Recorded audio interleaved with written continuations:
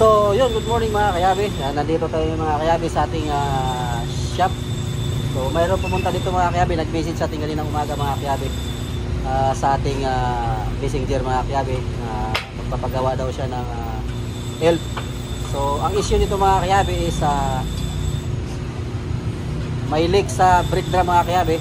Tapos i-check na rin natin mga kayabi kung ano nagiging problema ng status magkabila mga kayabi. So yun mga kayabi, kung bago ka sa aking YouTube channel mga kayabi, huwag kalimutan i-like, i-share ang video mga kayabi, at i-hit na notification bell para lagi kayong updated sa aking mga bagong video. So yun lang mga kayabi, just keep on watching.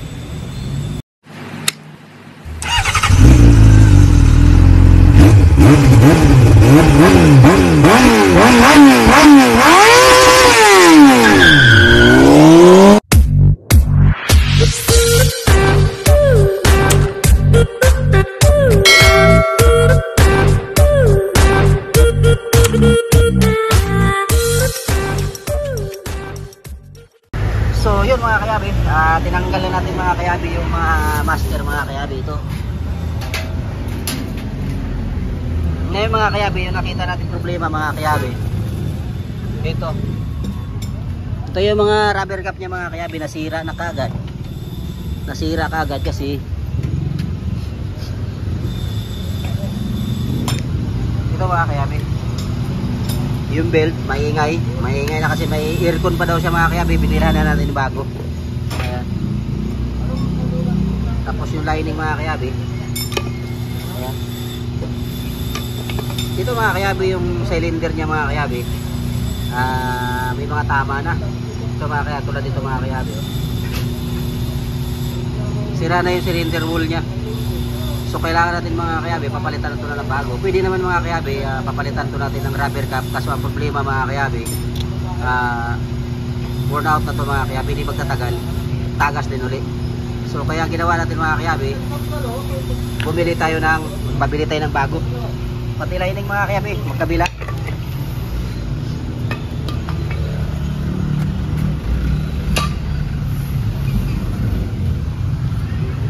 So ito yung mga kayabi, yung mga cylinder. Yan. Bago. Ito mga kayabi, yan, bago. So kakabit na natin mga kayabi. Ayan. Kakabit na natin para may kabit natin yung lining. So yun mga kayabi, nagpalit na tayo ng lining mga kayabi. Bago na rin remis mga kayabi. Kasi mga kayabi, ang apply ko sa mayari, magpapalit tayo ng lining, kailangan dito maripis natin kasi may kanal. Ito. Pwede naman mga kayabi hindi natin ito i-repis, kaso mga kayabi hindi 100% yung lapat nito.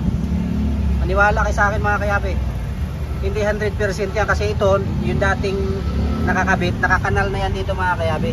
Kaya nga may repis mga kayabi.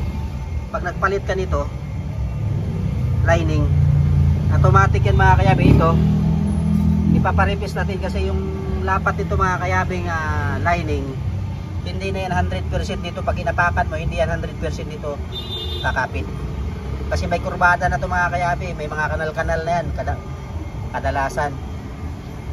Yung isa, nakita nyo yun mga kayabi, papakita ko sa yung lining mamaya.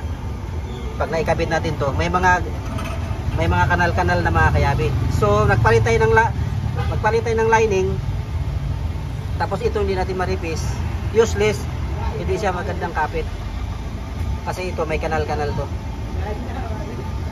So ipapakita ko sa inyo mamaya mga kayabi, just keep on watching lang.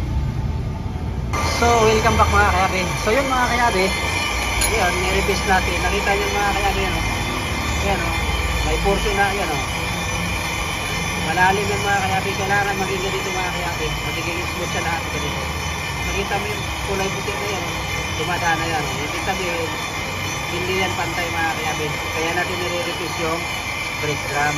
Yan ang trabaho niyan, para maganda yung friction. So yan mga kayabi, pag yan, pag nawala na yan, ibig sabihin pantay na yan lahat.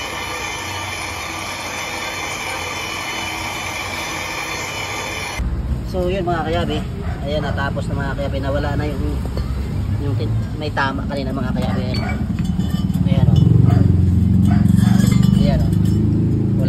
malinis na siya mula dito sa labi mga kayabi hanggang doon sa dulo. Kaya maganda yung friction ito mga kayabi, bago.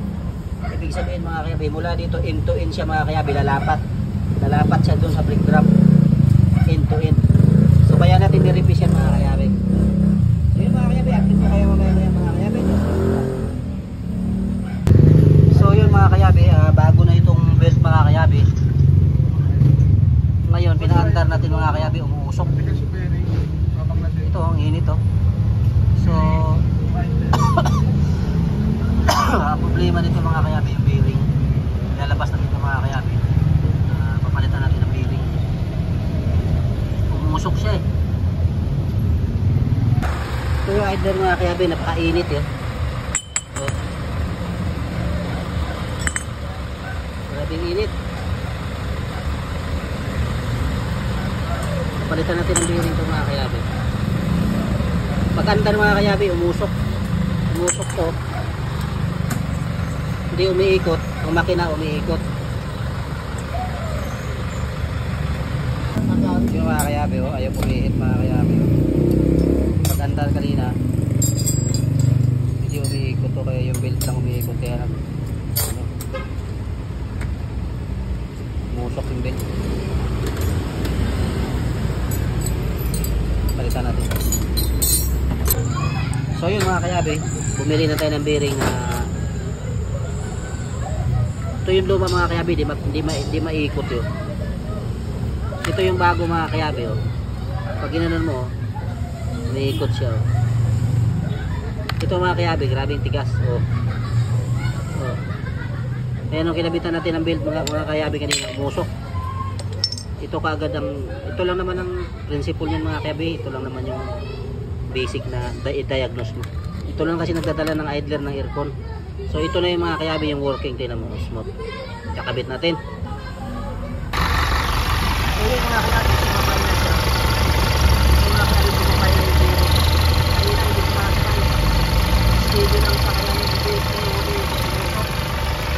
Kaya kayabi ito. Hindi sa lahat.